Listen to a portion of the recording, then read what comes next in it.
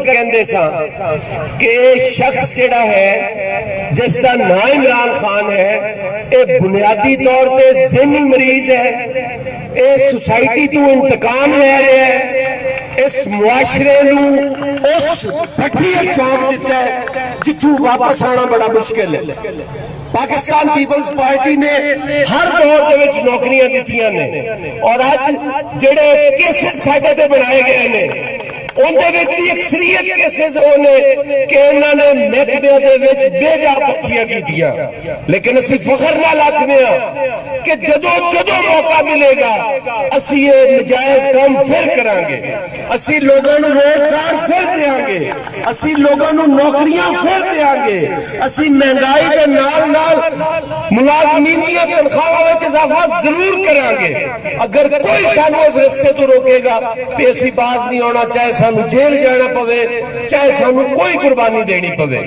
अज असी असातिज़ा दे हकूक लई on the floor of the house की आवाज उठावांगे, तुहाडे एहतजाज दे विच सड़कों ते भी तुहाडे नाल रहांगे और इंशाअल्लाह ताला तुहाडे हकूक दी जदोजहद मुकम्मल होण तक उन्हें मंजिल तक पहुंचण तक तुहाडे नाल रहांगे।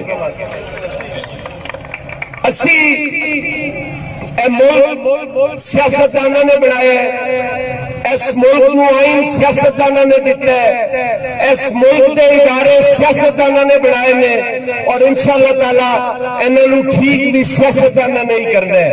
अगर कोई तीसरी कुवत यह सोचती है कि ऐसी कर लांगे तो फिर इंज दा ही नवा पाकिस्तान बनना है जिहड़ा हुण बन चुके हैं। असी इसकी मुजम्मत करने और मैं हुकूमत को मुतालबा करना कि फिल फॉर पार्लिमानी कमेटी बनाई जाए जिस अपोजिशन भी होवे और उस कमेटी के जरिए रेगुलराइजेशन का जिहड़ा एक्ट है, जिहड़ा कानून है, उनकी तरमीम की जाए और सिर्फ असातिज़ा ही नहीं पंजाब के तमाम महकमियां दे विच रेगुलराइज करते सन। जेड़े हवालदार एएसआई हो जाते सन, इन्होंने ते उन्होंने भी डाका मारिया और मैं सलाम पेश करना कि अज फिर उन्होंने हिफाजत तक खलोते हुए ने, अज फिर उन्होंने हिफाजत हो रही है।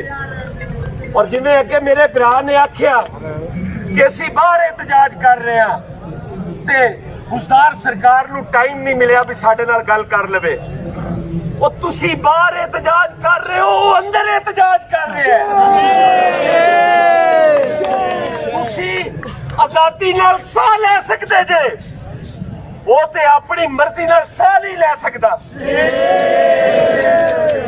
वो 2.5 साल पौने 3 साल तो कहती है ਉਹਨੂੰ ਹਬਸ ਵਿੱਚ ਰੱਖਿਆ ਹੋਇਆ ਹੈ, ਉਹਨੂੰ ਲੋਕਾਂ ਨਾਲ ਮਿਲਣ ਨਹੀਂ ਦਿੱਤਾ ਜਾ ਰਿਹਾ।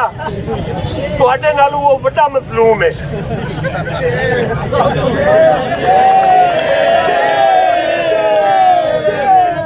ਜਿੱਥੇ ਤੁਹਾਡੇ ਹਕੂਕ ਦੀ ਜਦੋਜਹਿਦ ਕਰਨੀ ਹੈ, ਜਿੱਥੇ ਤੁਹਾਡੇ ਹਕੂਕ ਦੀ ਗੱਲ ਕਰਨੀ ਹੈ, ਇਨਸਾਨੀ ਹਮਦਰਦੀ ਦੇ ਤਹਿਤ ਮੈਂ ਉਹਦੇ ਹਕੂਕ ਦੀ ਵੀ ਗੱਲ ਕਰਨੀ।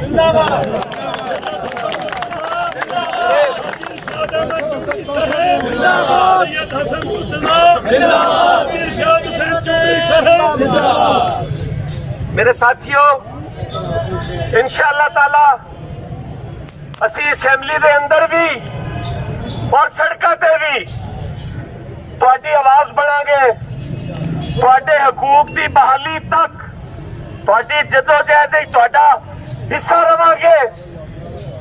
और जेड़ा तुसी कहंदे जे ना कि साड़ियां तनख्वाहां नहीं वधियां, थोड़ी जी तरमीम कराउण दे विच तनख्वाहां वधियां ने, तनख्वाहां वधियां ने, तुहानू पता नहीं लग्या।